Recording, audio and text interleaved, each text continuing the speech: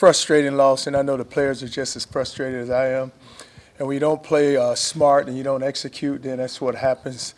You know, what we have to do is we have to continue to work hard. We have to make sure that during the week we're prepared and we're focused.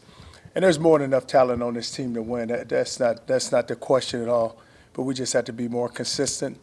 Knowing this, our opponent with Kansas coming in, Coach Beatty is from the state of Texas, was an unbelievable high school coach here in the state of Texas, and I know his team will be ready to play.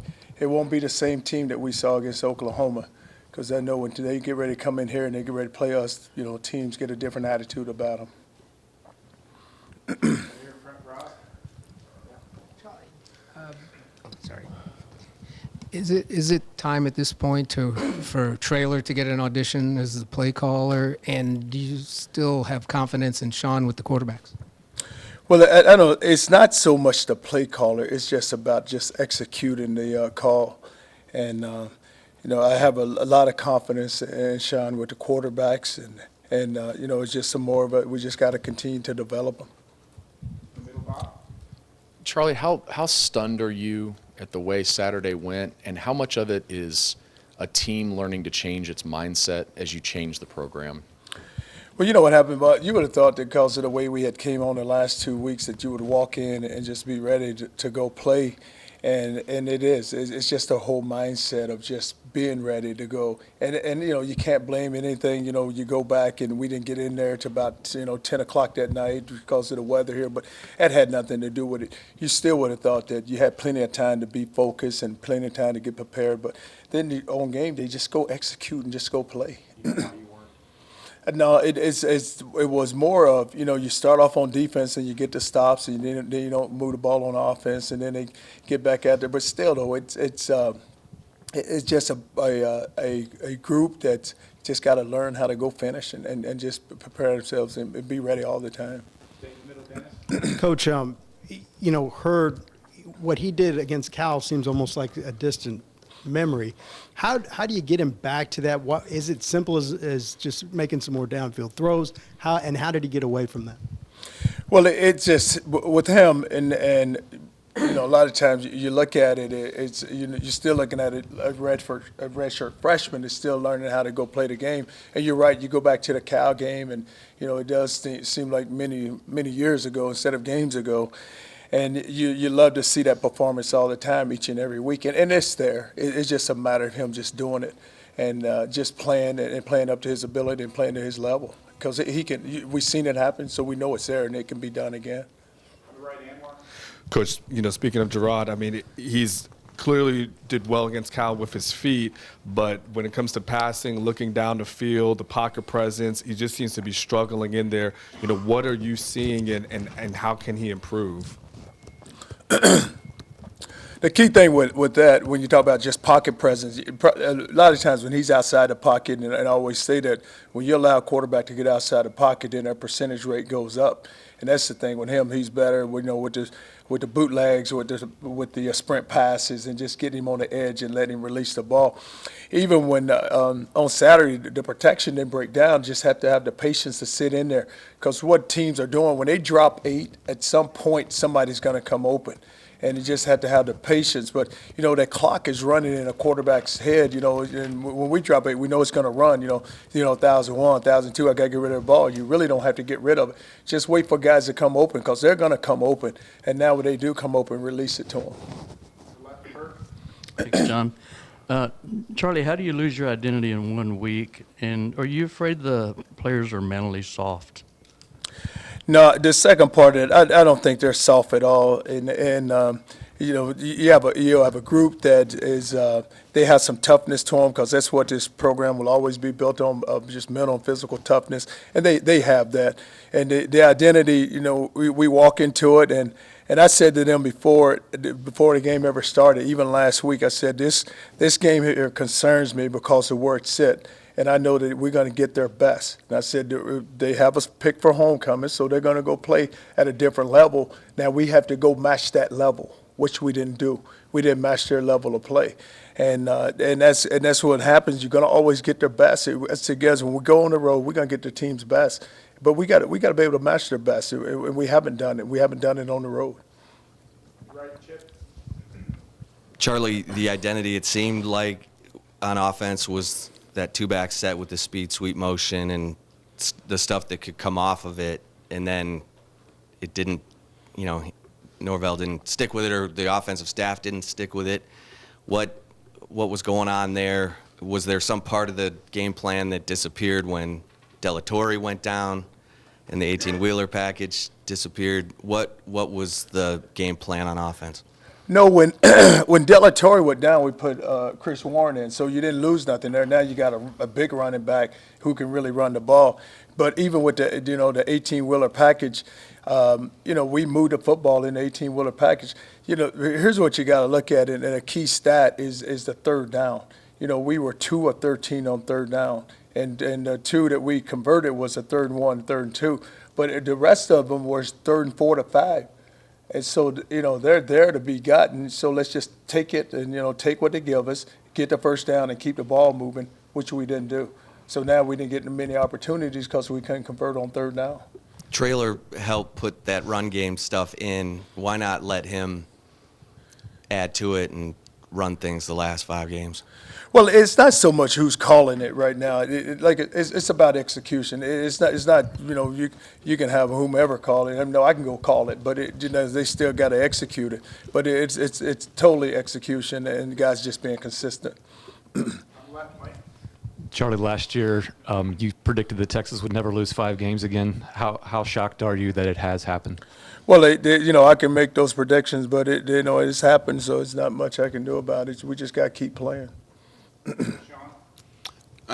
Gerard heard the course of the game. It seems like it was a lot, from not throwing the ball out of bounds and taking sacks. Is it just a lot weighing on him right now? And what can you do to kind of take some of that away and allow him to play kind of freely? Well, it's so much what you do is you take advantage of what the defense gives you, and we didn't take advantage of that, of what the defense did. And when the play is called, just execute it because it's there to be, the yards are there to be gotten. So we just got to take advantage of it. And you're right when the one played through the ball and try to get it out of bounds, and it stayed in bounds. The guy ended up intercepting it. But you just need to be patient and he just need to be consistent. Just sit in there and just let it go. Charlie, where are you confidence-wise with Gerard, and will you consider Tyrone Swoops as your starter this weekend? Said I'm fine with Gerard. The thing about it, Gerard is we know this. We've seen him make plays, and we know he's capable of making plays. And we just got to continue to put him in that position to make those plays. And he's just got to be consistent and just execute it. And Tyrone is going to play, and we saw that.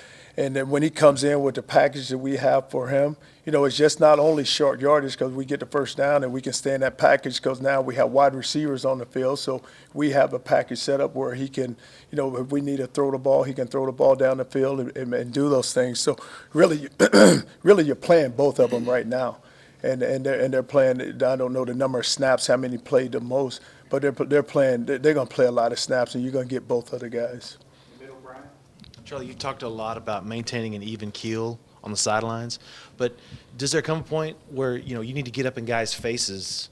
Because I know you do it behind the scenes, but do you do it on the sideline? And do you have players who will get up in other guys' faces just to kind of get a spark going? Do I do it? I do it more than enough, but you just don't. When they come off, they hear it. But but it's not so much. When you talk about just during the course of the game and how the game is going, you have to know who your players are on who you can really, all of a sudden just go after and go attack them because you don't want to lose them during the game, but they need to know how you feel. And so it's not hard to let one, call them over and just let them know.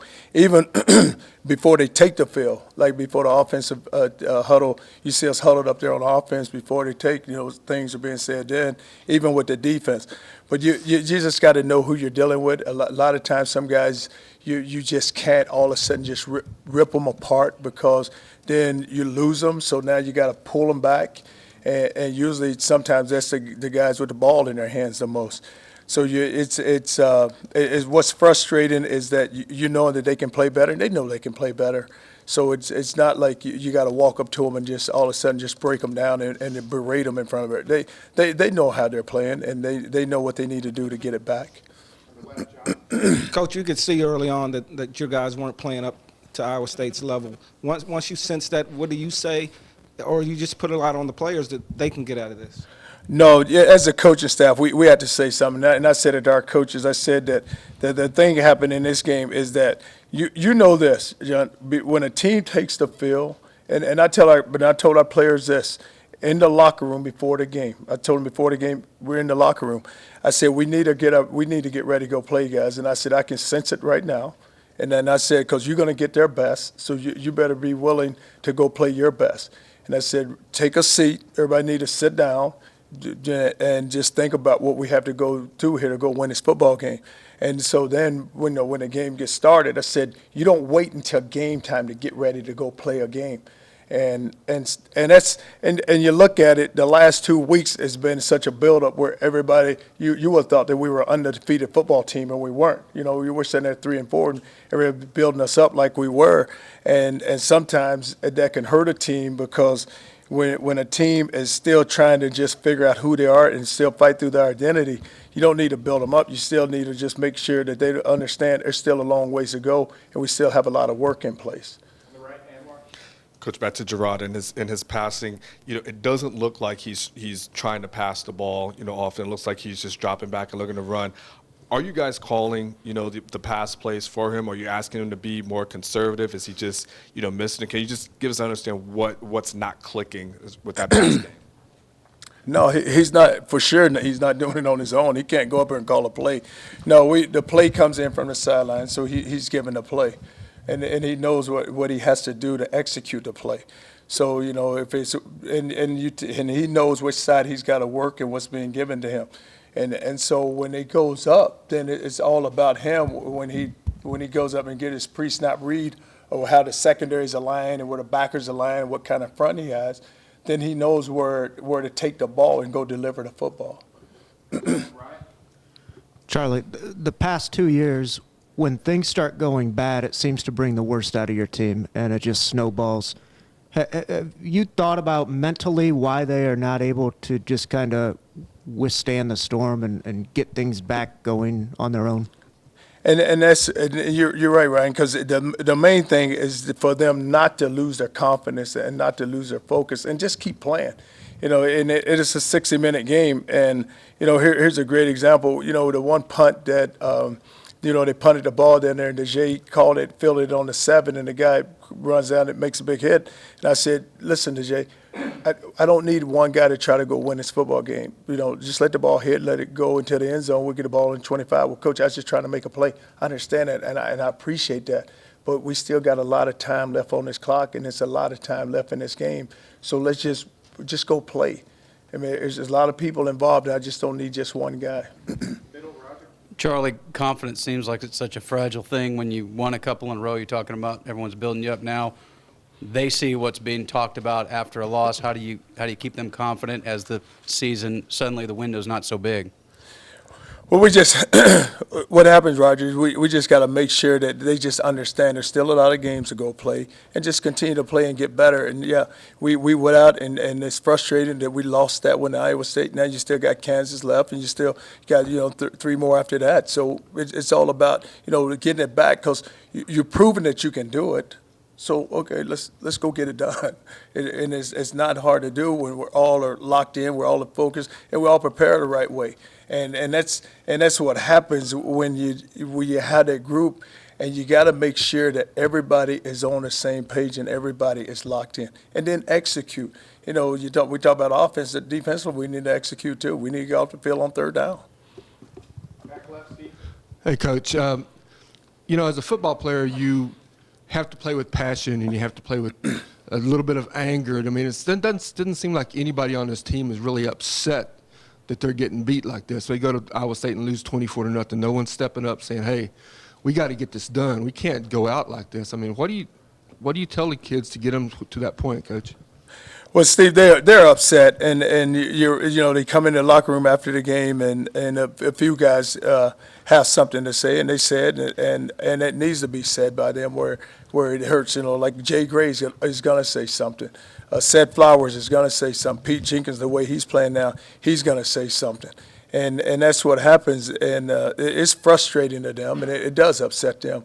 So it's not like they walk in and say, you know what, we don't care. This is what's going to happen to us. No, and it does. It just goes back to it's just all the preparation and all the just making sure that when we go out there to play, that we are locked in and we got to go play. And you just don't roll out there. And you're always going to get their best because of who we are. And that's what they have to understand that. Guys, you don't just walk out there because we're University of Texas with it across our chest that people are going to bow down. They're not going to bow down to you. They haven't. They've shown they're not going to. Coach, Iowa State's secondary was rated some of the worst in the country. What were they doing Saturday night that confused Gerard and Tyrone? Specifically, what were they doing to limit the Longhorns in passing? It wasn't. We just didn't take advantage of it, and because it was there, we didn't take advantage of it, and the throws could have been made, and they were, on the outside, the corners were 8 yards off, and the secondary, they rolled down, they dropped 8 people, and like I said, when they drop 8, just be patient, just hold on to it because somebody's eventually going to come open, because the seam is going to open up to you, because the linebacker's not going to carry the seams that deep. But it was there to be taken, and we just didn't take advantage of it. Charlie, I asked you last week about concerns about which team would show up from week to week, and the Jekyll and Hyde thing keeps happening. At what point does it stop being case by case and becomes more of a systematic problem?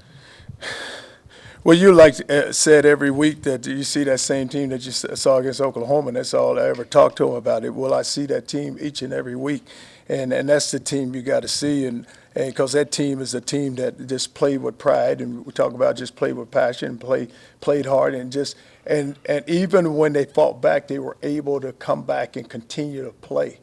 And that's what we got to get that each and every week. That's called consistency, and that's what we had to have. Charlie, what in terms of what you're getting out of this offense, what you want as the head coach out of this offense, what are you saying going into the week, and then how are you holding them accountable? Do you feel like the offense got away from what it was doing best against Oklahoma and K-State? Well, Chip, I'm one of those guys that it's got to be balanced, and you have to be balanced. And when we were able to run the football, we're pretty good, and we did. I think we had 137 yards rushing right at 3 points. But the thing is that we have to establish the run, and then once the people start loading the box on you, is when Gerard is really good. Now he ends up throwing the ball up over the head, but we got to get the run game going, we do have to do a better job of throwing the football. But when it's there, when a defense shows their hand, then you got to take advantage of it, and that's what we don't do, and that's why it goes back to just execute what they give you and just take advantage of what they're going to give you, because they're going to give you plays, and it's not going to always be a 30-yard pass. It's going to be a 5 to 7, and if you can break a tackle, then you're going to turn it into whatever you need to turn it into, and it can always turn into a big play. In terms, a lot of the counter stuff, the power stuff that had been working for you kind of went away. We ran the quarterback power Saturday, and we ran some counter with when 25 came in, and when Tyrone comes in with the big package, you get the counter and the power. Do you feel like you got what you wanted out of the game plan? No, we lost the game, so we got to play better. Charlie, you worried your fan base may check out with basically a bowl game being so long shot now? Yeah, because you know what, and I just hope they don't, because still at the end of the day, you need the players need their support, and they need them there to cheer them on, and it is when the fans look at the number of losses, then they a lot of times it's just human nature. You just feel like I got something else to do. Why did I go watch them play? But we still got games to be played, and our fans have been unbelievable, and I feel like that they will continue to support us and be there for us. Hey, Coach, you've talked so many times about after some of these tough games about the inability to execute and possibly not being ready and stuff. As a coaching staff, like what have you guys identified anything, that you guys can do to make sure that the team's ready to, at least come out and play at an acceptable kind of non-embarrassing level, like in these games, to where, they're gonna show up and you can expect at least a certain level of play. Is there anything you've identified like before these games where you said, man, I don't think they were ready before that game? Or, like, is there any common thread? Well, I don't think that they were embarrassed on Saturday. I don't think that was embarrassing. The guys played hard. It wasn't a factor where you just go out there and just lay down. They didn't play hard. Now, this team didn't go out there and quit. They didn't play. They played hard. This team did do that. But you look at the score. It's 7-0 there right before half. Then they get a field goal, make it 10-0. And when you don't get things going, is when it looks like that, because now you're not you're not executing on offense, and then all of a sudden things start breaking down on defense. But it's more what's frustrating is that when you go out, it's got to happen. When we start off good, then we end up being good. And that's what happens. We got to get going good early. And when we go good early, then that it happens for us. You look at the drives in the games that we're in and we win, it's just because we start off good. And like I said, you look at our quarterback and the thing, he knows it. And he knows that he's got to execute it. It's there to be done. It's just more of execution. And it's not just only on him. You look at just all the way across the board on both sides of the ball. Coach, when a team doesn't have leadership or they're not executing, doing a lot of these things that you've talked about, often that's a reflection of the coaching staff. So what are you telling your guys that they need to do to improve as a staff so it'll have a trickle-down effect to this team? Well, that is a direct reflection of the head coach and the coaching staff. And I said it to our coaches yesterday. And the thing we got to do, and I tell them all the time, you have to know and you have to sense when the team and your guys, when they're not ready to play. You can sense it. I know that right away. I can walk in there on game day and just know, hey, we're going to have a good one today, or this is going to be one of those where you get, and I've been knowing it ever since I've been coaching. I can remember telling guys all the time, and I think about the Spikes when I was in Florida. I would tell Spikes, you're not going to play good today. I know right now you're not going to play good today. And he will end up having a bad day. And I say, because you know what? I could just tell right now your mindset, the way you're feeling, the way you're carrying yourself, the way you're walking around. When guys are ready, they got that pep about them. They got that step about them. And you know right now, hey, we're going to have us a good one because this team is ready to go play. And then you got to have one. And then all of a sudden they can just feed off of him, and he's the one that gets everybody ready with the energy. And you don't need, and that's what I try to say all the time, we don't need just false confidence. I say I can tell when you're fake, so don't come in there saying, hey, let's go.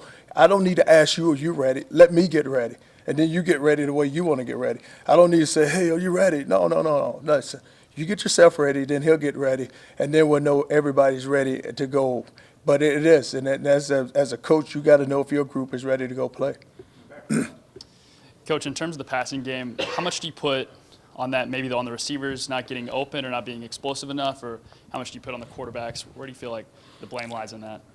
Well, the receivers, it's a combination of both. They're going to be open, and when you talk about it, it's just execute and take what they give you, because we had guys open, and the way they played us, there was yards to be taken, and we just didn't take advantage of it. Charlie, with what you guys put into it, practice, training camp, off season, does it amaze you that you have to worry about your kids being up to play one of 12 games a season? And Roger, you only get 12 opportunities. I mean, it's all you get is 12. So you would think each and every week you don't get but 12. So don't waste it. Take advantage of it. It's 12, and don't waste it. And this is what I say to them: it's only 12.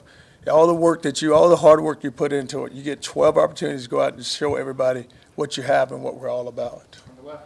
Charlie, after a loss like that, are you hard on your staff? I'm probably hard on myself, but the staff hears it. And they get it. They get the message. They get the message during the game. They get the message after the game, and they get the message for sure on Sunday. Charlie, kind of a two-part question on the offensive line. Just what's your level of, I guess, disappointment or frustration with that group, given the strides they'd seemed to make the two previous games, and then you made the change towards the end to move Perkins to guard and bring in Tristan Nicholson. Is that a move you look at making for the Kansas game and possibly going forward? No, the problem wasn't the offensive line, the protection. It wasn't a breakdown of protection. I think they got one sack, and then they rushed 3 the whole day. So, I mean, you can stand back there with the ball the whole day, and they weren't going to get to the quarterback.